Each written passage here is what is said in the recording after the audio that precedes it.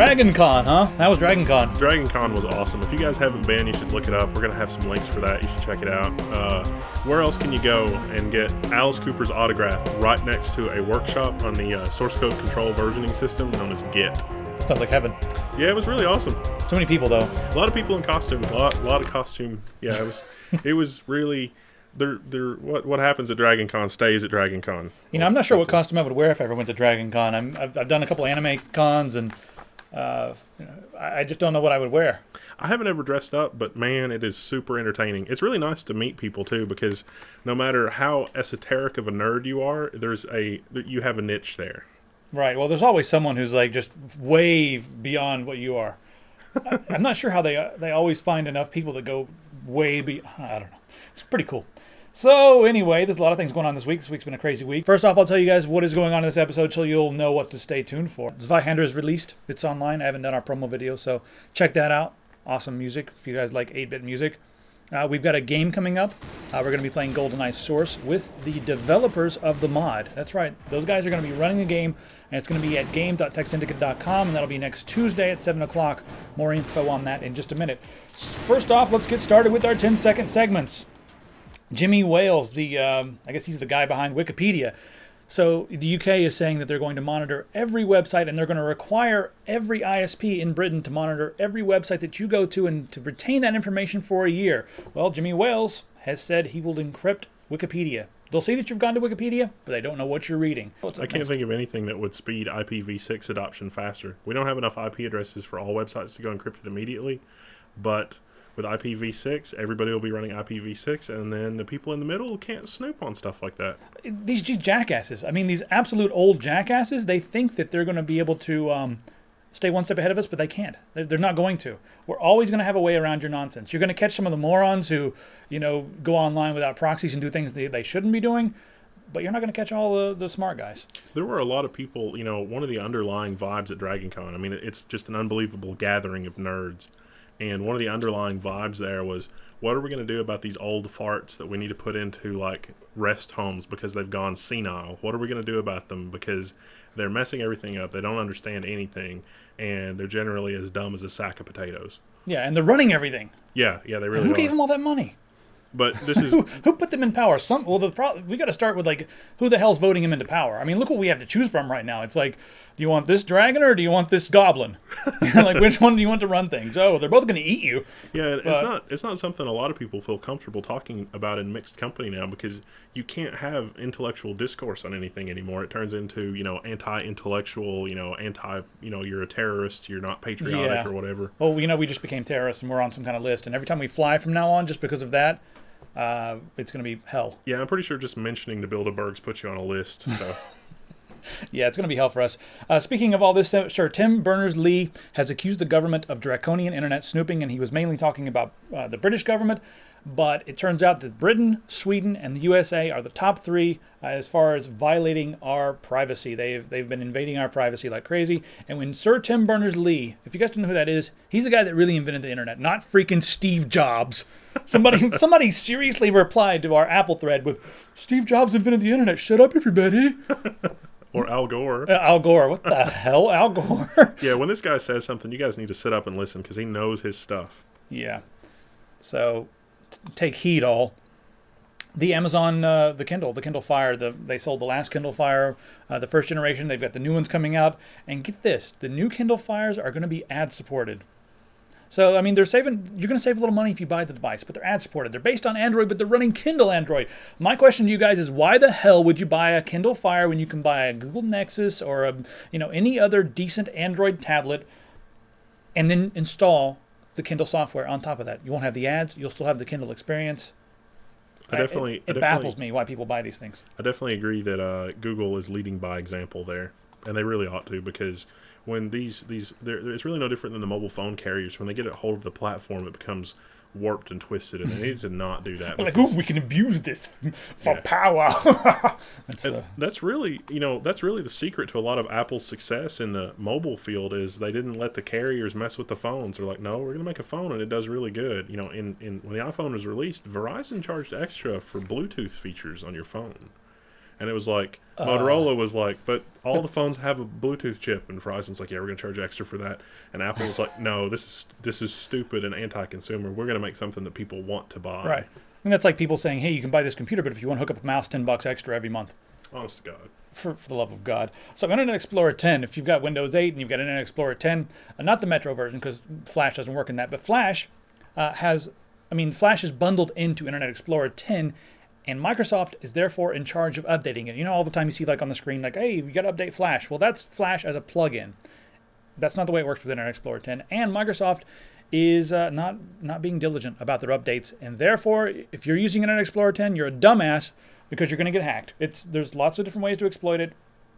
Why would Microsoft even do it this way? It makes no sense. Interestingly, Flash still doesn't run in Metro in IE10 and Metro. And so I guess if you're using Metro, you're safe, which seems like just a terrible, terrible punishment. It's like, well, you can use Metro and be safe, and it's like, but the medicine is worse than the cure. Firefox, Chrome, Opera, pick one, have fun with it, go. That's what I got to say about that. So Android, you remember a few years ago, everyone was like, they had their iPhones, and everyone's like, iPhone users spend a lot more money on apps, okay? So if you got an Android, all those guys, they just think everything's free over there. Well, not anymore. Back in 2011, around 40% of the iPhone users had 20 paid apps. Well, now that's way down. It's like just over, it's like 25%. Android users, however, were under 10% 2011, and now they're almost at 20%. So it's sort of catching up. Android people are starting to pay for apps. But the funny thing is there's a lot of apps on both markets. But what was the statistic from Apple? It was like 60% of the apps have never been downloaded, not even once. It was from AdEven. There's a company called AdEven that does metrics for App Store apps, and they say that 400,000 of the 650,000 apps have never been downloaded even one time, and there were 1,899 choices for a flashlight app. Wow, that's crazy. So yeah, there's like 1,800 people who wake up one day and go, "I've got it! I know how to change the world. I'll make a flashlight app." Yeah, there's 1,800 flashlight apps in the store. So 60% of these apps in the App Store, nobody's ever even downloaded them one time. Well, developers are morons. At least according to AdEven. So how about a Super Mario guitar? It looks like dual humbuckers. That's nice. I'm not sure exactly what kind of guitar this is, but there's a Super Mario guitar over on Geeked. We should start selling stuff like that. Take over the world. That would be awesome. Mario guitar. It's only $1,000. Wow, it was $1,700. That's pretty cheap. I mean, if it's a decent guitar, it doesn't say what kind of pickups are on this thing. Maybe it does down here. I'm just not going to read it right now. Oh, EMG style pickups. Sure. Okay, now let's get down to business. That's the 10-second segments are over. A couple of weeks ago, we talked about the Trans-Pacific Partnership Agreement. Now, this agreement, it's absolutely ridiculous. Take SOPA and PIPA and all the patent nonsense, combine them all together, make it extraordinarily secretive and international, and there you have the Trans-Pacific Partnership Agreement. And Wendell, go ahead and tell them a little bit about this. Yeah. Okay, so what this is an international agreement between countries, and originally it was just a few countries, but they added Australia, the United States, and Canada, and a bunch of others, about how they're going to handle intellectual property situations, about how they'll handle prescription medication, because right now, technically, there's not really a law in Canada that stops a Canadian company from selling prescription drugs to an American, and it just so happens that that's way cheaper than buying drugs in America. So these prescription it's very frowned upon. Yes, already.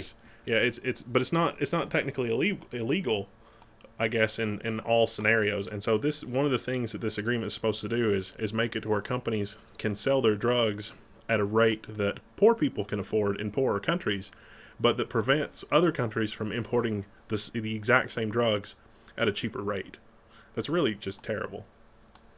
Well, the other thing that's interesting about this whole thing is it's going to overhaul the patent. I guess they're going to try to overhaul the patent system with this, and they want to be able to plant. I mean, it's pretty ridiculous. They want to be able to patent like plants and animals and just you name it. It's taking the patent system that we have now that's completely broken and moving it in the opposite direction. So they're taking something that's broken and they're hitting it with a hammer several times. The really horrifying thing about this is we don't have a lot of details about it. Yeah, they're keeping everything secret. It's all behind closed doors. They won't tell any of us, the public. There's a few lobbyists who have the information that they need. The Congress, yeah, they're keeping it from the Congress. So that's how bad it is. They didn't want to let the Congress see it. So here's what's going on. What group is this? There's a democracyinaction.org has got a crowdsourced reward thing going up that's up to about $26,000, $27,000. It's a 27 now. Let me refresh the page while you're telling them what's going on here. 28,000. 28,000. Wow, just so like in the last 5 minutes, it's gone up like $1,000. Well, it was 26 before we started. Yeah. So 2,000, and that's kind of nuts. And it's a crowdsourced reward to WikiLeaks if WikiLeaks will leak the full text of this document. And so we basically crowdsourced trying to get this document. This really should not be secret to begin with, but I mean, good Lord, what's going on here? The information wants to be free, says WikiLeaks. I mean, honestly, this is ridiculous. Hopefully that information will come out. And yeah, we really do need to put these guys in a home. Like, what the hell are they doing? We're going to get in so much trouble for this. Speaking of being evil, Google, what the hell? Now, they have patented a way to monitor what you're doing on the internet and dynamically change prices based on who you are. It's a dynamic pricing of electronic content patent. And what it does is it watches what you do on the internet, and then when you go to a website, if they think that based on your habits online, if they think that you're someone who would pay more for whatever you're looking at, the price will be higher. Now, Amazon's experimented with this kind of stuff in the past, using cookies and double-click stuff and things like that. But Google's actually gotten a patent on this now. Now, haven't we already sat down and decided that this is evil? It seems kind of evil on the surface, but it remains to be seen how they're going to use it. Yeah, I can't understand. I don't know. I just don't understand how it could fly as being not evil. I wonder if they're already doing that with ads, because maybe buying ads, I wouldn't frown upon that too much, because if the pharmaceutical companies are having to pay a whole lot more for their keywords, Google's basically holding the keywords for ransom. I'd be on board with that. That'd be kind of cool. Next up in our patently absurd segment, Apple has patented technology. They've patented one implementation of technology that will allow governments, businesses, whoever wants, they'll allow them to block your phone, meaning you block your recorder, your screen will go off. The patent is pretty scary, and I've got the details of it on Tech Syndicate, and there's been a lot of discussion about this patent. There's even been some people saying, like, guys, why are we always yelling about this? What if they're going to use it for, when you go into a movie theater to turn your phone off? Well, they might. I don't think the state or a third party having control of your stuff is ever a good idea. Yes. If you are honestly so lost and if you can't manage to turn your cell phone off to go into a movie theater, there is something wrong with you. Well, that was my point, and I can't believe that someone on our website actually said, hey, what if they're going to use it for good, guys? They're not going to use this for good. They wouldn't patent something like this, and this comes right after the government just handed them, this $1 billion win against, because of the broken patent system. It's like, hey, thanks for your broken patent system. Here's a patent that will help you guys. Whenever there's a rally or something like that, don't worry about anybody with iPhones anymore. They're not going to be able to record any of that stuff. Here's a non-evil version of that. You put an app on the phone that allows you to configure what happens when you enter certain geographical areas or when other conditions are met. An app that lets you control that. That's not going to make the government happy, though. They want to be in control of that. They don't need these pictures. Look at this picture from Oakland. This is Oakland right here. The guy's got his camera out. They don't need that. Well, it's time to build my own version of Android for my phone. Yeah, I mean, they want the police militarized, and they don't want anybody to know about it. Samsung, this is how you screw with Apple. If you're going to copy Apple, do it this way. There's a company in China called Giz China. That's a weird name. Anyway, what they've done is they had some leaked photos from Apple's next-gen iPhone 5, and they were like, ooh, let's make this. So they made like an Android clone of this, and then Apple hadn't patented it yet in China, so they went and got a patent on a device. It looks just like the iPhone 5. It's running Android, and it's running in a version of Android with an iOS skin. Awesome. It's got a quad core. It's got the NVIDIA Tegra 3 quad core in a phone. That thing is going to fly. I really want one. 8 megapixel camera. Wow, Android 4. This thing's awesome. And it's also got a Retina display at 1280 by 720. 720p display. It's a 4-inch screen. It looks really awesome. It's called the Goo Phone. I think we can import some Goo Phones. Wow. I don't like the look of the iPhone, actually. I don't actually like the look and feel. Next time I'm in Shenzhen, I'll go up an alley and see if I can't get us one. Have you seen the time? Rant 30? It is Rant 30. Now, guys, there's been some tragic deaths on the internet, some tragic unneeded deaths, and the blame is being, they're blaming you guys. They're blaming the internet, they're blaming YouTube, they're blaming Reddit, and I'm going to stand up and I'm going to blame the deceased. That's what I'm here to do. I'm here to kick the deceased while they're in their grave. So a few months ago, You may remember a dude from New Jersey by the name of Joshua Flaherty. He shoved 10 pounds of bacon up his ass and died. And all of his friends and family seem to be blaming Reddit. They're like, someone even said, every time someone says anything about bacon, the entire internet goes crazy, and he's a, social media intern, so of course he has to shove 10 pounds of bacon up his ass. He had no choice. He died from a bacterial infection. If you guys want fame that bad, that's what you're going to get. This week in Germany, a dude by the name of Tobias, he's a member of the Bavarian Dumbasses. He gets on a merry-go-round. It's pretty cool. They tied a BMW to the merry-go-round. The BMW accelerated away. Merry-go-round spins like crazy. Tobias flies off, hits head, dies. Sorry. And again, everyone is blaming the internet for pushing people to do crazier things. No one is taking the blame. Did anyone in his life see? I mean, perhaps these people become drunk with not power, but they just crave the attention on the internet so much. Perhaps they become deranged. Did no one in their life see that they were becoming a little bit strange? Like the dude Joshua even told his mother, "Hey, Mom, I'm going to shove 10 pounds of bacon up my ass for the internet." And her response was, "Well, if he's going to do something, I figure he's done the research and everything's going to be good." No, you say, what the fuck is wrong with you? You just shove 10 pounds of bacon up your ass for the internet? I mean, even if you do get 5 million hits, number one, you're going to get all those hits from being a dumbass, and number two, you're dead now. So yeah, I think it might just be literature from the time, but it seemed like things were better when everybody had a little bit of a fear of death from just walking around. It's like, oh, maybe I shouldn't do that because I will die. So yeah, stupidity will make you famous. It may kill you. And it's not worth the 2 million hits, guys. I wonder if they entered them in the Darwin Awards. Oh, I'm sure these are in the Darwin Awards somewhere. They've got to be in the Darwin Awards. If not, they have to be. So, guys, I will never. I'm sorry, guys. I'm not going to do any crazy stunts like that. But I'll stay alive. Those guys are dead. Okay, Intel is adding several new Ivy Bridge and Sandy Bridge TPUs. 9 new Ivy Bridge and 11 new Sandy Bridge TPUs. Some low power ones. I'll put the list up here on the screen. The thing that excites me the most is there's some awesome new Ivy Bridge i7 laptop parts coming out. We've got a 3940 XM running at 3 gigahertz. That's going to be extreme, but it's also $1,000. It's kind of ridiculous. One of their extreme parts. And then I've got a couple more quad cores here, one running at 2.8. I think I'll go for the 2.8 because it's much less expensive. And then there's a 2.7 one for $378. So even some Celerons, but low power ones. Speaking of low power, they've also they're readying their 10-watt Haswell chip. Now the Haswell it's basically a system on a chip. The entire thing. It's integrated. You can't swap out the CPUs. The nice thing about these chips are that they're going to be, they're going to use like very little power. Intel keeps saying that, you guys have seen Ivy Bridge running in our Ultrabooks. Wait till you see Haswell. They said that that's really what an Ultrabook should be. The total, the TDP is around 15 watts. That's what a preliminary report said. Now The Verge is saying it may be 10 watts, so it could be pretty cool. And it's going to be lower than that as well. Whenever they're doing playing on the internet and stuff. Yeah, the current Ultrabook crop, like the i7, the TDP is around 17 watts. Which is really nice. But most of the time it's under, in normal usage scenarios, it's underclocked and the power utilization is way under there.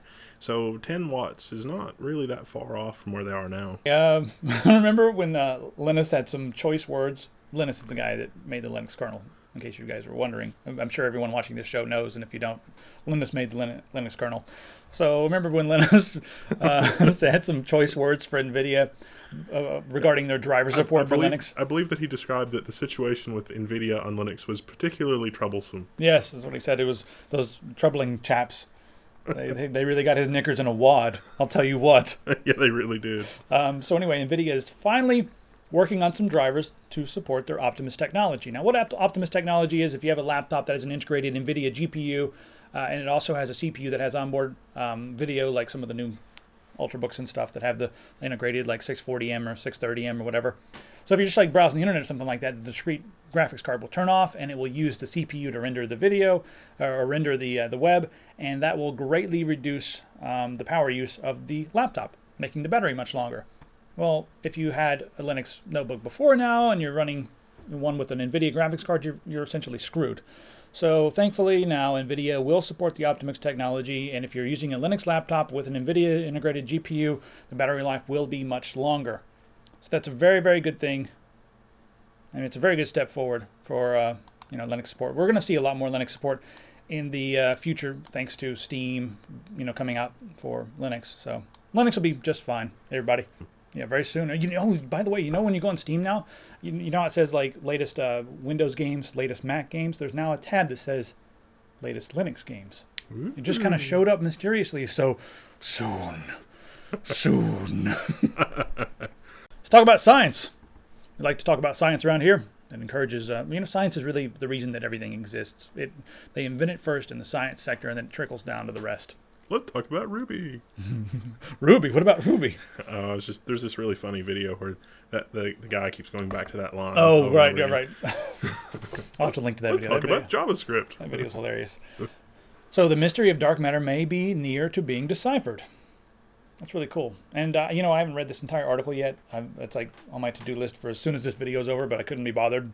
Well, it looks kind of promising. Basically, they've just modified the Einstein's field equations, and so Einstein, it's a unified theory that fits with. His theory integrates some Newtonian physics as well. Yes. So and then we have a modified version for Einstein, and then someone's taken Einstein's field theory and modified it further. Yes, and it works really well as a unified theory so far. And it's actually equals dark matter. We haven't yet to find dark matter. The thing that they did that's neat is that dark matter and dark energy have a greater effect on like the 1,000 to 100,000 light year scale, but the dark energy effect is lesser on a scale of more than 10 million light years. I'm not a scientist, but it just blows my mind that they can even attempt to find something like this, because it's 10 times heavier than a Higgs, which is 1,000 times heavier than a proton, so it should show up. However, it does not interact with regular particles. It doesn't even interact with other dark matter. So basically, it's we've added some terms to the field equation that explain things at a galactic scale, because previously there were things that didn't fit at a galactic scale that fitted at a universal scale, or that worked with universal observations, but on a galactic observation it didn't work. And so these modified field equations basically make it work on both scales, which is kind of nice. Which is a pretty big deal. We're really due for some breakthroughs in the science world. There's too many things that are at like a stopping point right now. So we need like 3 or 4 breakthroughs. We need a breakthrough in biology. We need a breakthrough in quantum physics. We need a breakthrough in astrophysics. We need a lot of breakthroughs. So it's pretty interesting to take a look at what's going on there. Speaking of breakthroughs, this is pretty cool. So just as we've abandoned our space program here, Britain has stood up in the room, and they've said, we are going to put a man into another star system. He's going to fly out of the galaxy and go somewhere else with another star. Not really out of the galaxy, but they're going to send a human being to a neighboring star. That could be awesome. That could be really awesome. I kind of want to go, but it's going to take a long time. But I got 50 years. They're going to be traveling at 12% the speed of light thanks to the fusion reactor. This thing is massive. Bill Clinton is going to be speaking on the. He's like on the panel. The problem has the backing of President Bill Clinton. The problem with traveling at 12% the speed of light is if you encounter a pea-sized gravel in space, it is insanely lethal for people and equipment. Yeah, I wonder how they're going to deal with that. And also, this is not like some tiny little ship. This thing, here's a picture of this thing beside St. Paul's Cathedral. And just to give you an idea of how big St. Paul's Cathedral is, it's huge. You know what would make a really great insulator in space is water, but water tends to want to evaporate into space. But micro cracks like if you had a spaceship that had a shield of solid water, that would be really good at keeping out radiation and particles, and it would be self-healing, and that cracks would repair themselves and blah blah blah. But water tends to want to evaporate into space, and that's problematic. If we could solve that problem, water would make an excellent spaceship insulation material. I didn't think we were going to be attempting anything like this until we invented a true force field. Yeah, we really need something like the deflector dish to manage the particles in space thing. If Star Trek is going to continue to be as good as it has been as far as predicting the future, we'll have photon torpedoes, Mr. Worf, and we'll have ray shields. We'll be able to do all this trans beam things. It'll be wonderful. Project Daedalus is the name of this project. That's got a nice ominous name. I like that. That's what you know. What that's what something that's going to another star should have. Project Daedalus. That's epic. That also sounds like a movie in which everyone dies. Project Daedalus, the movie where they go to the outer space and everyone dies and goes insane. And they get sucked into a black hole and they get just to the edge of the event horizon and they're trying to get away and. So researchers have developed a technique to remote control cockroaches. This is the perfect thing to torture your friends.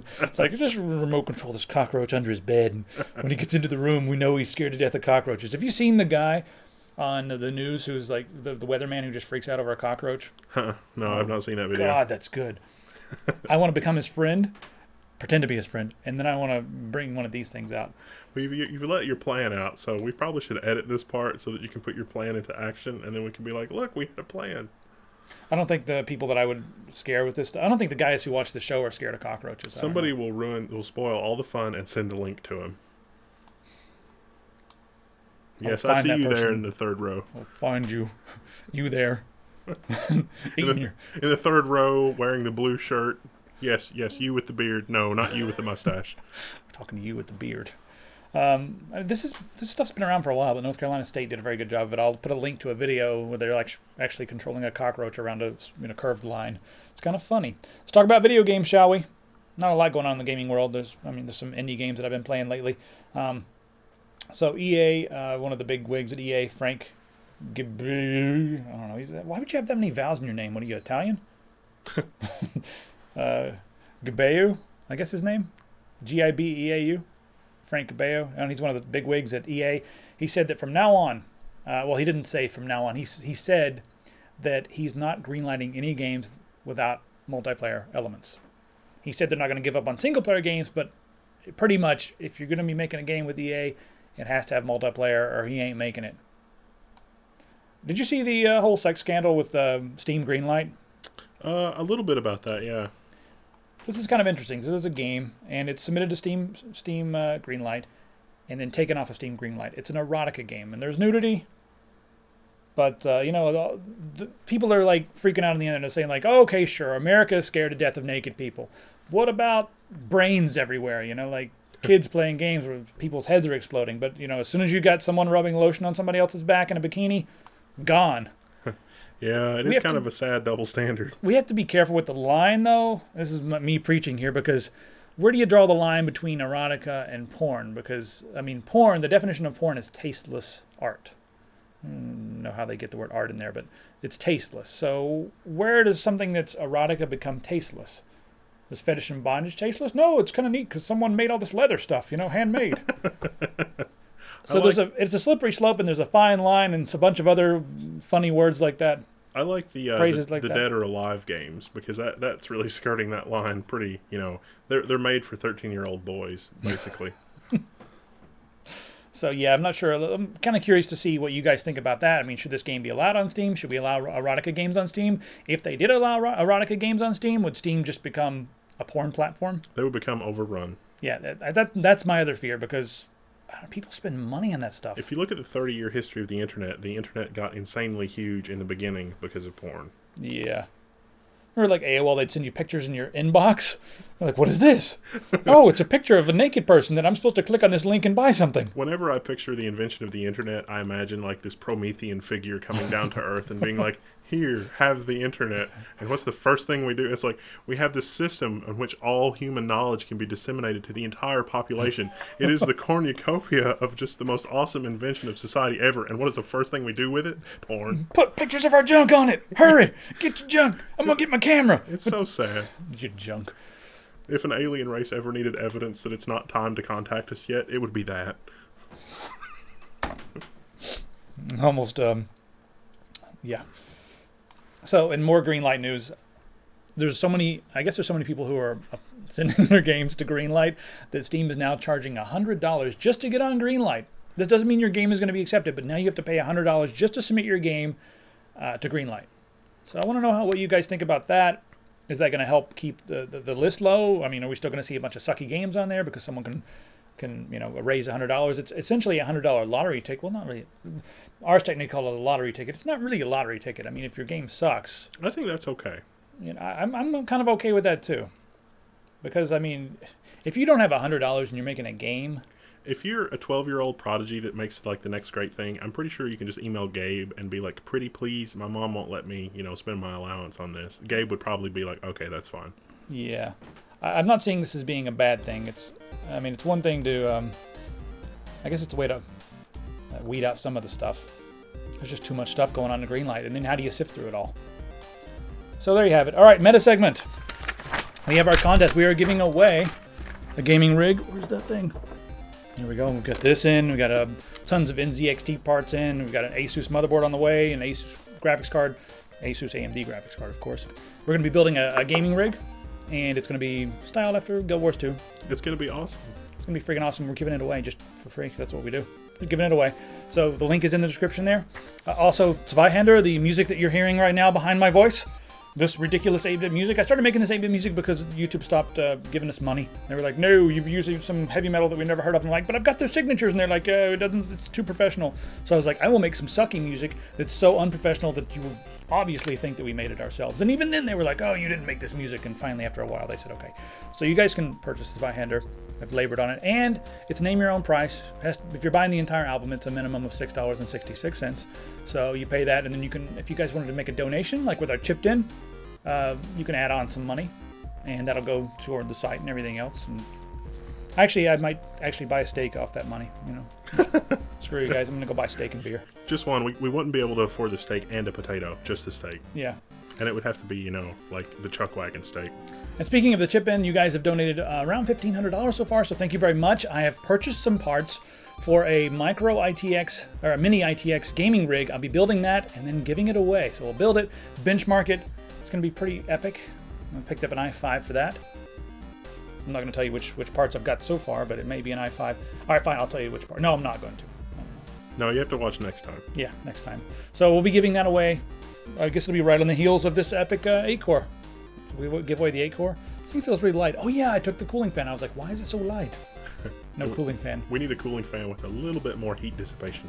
Yeah, we've got the NZXT was nice enough to send over their Havoc, which is pretty epic, actually. Anyway, that's all for today. If you guys have any questions, inbox at techsyndicate.com. Subscribe. See you guys next time. See ya.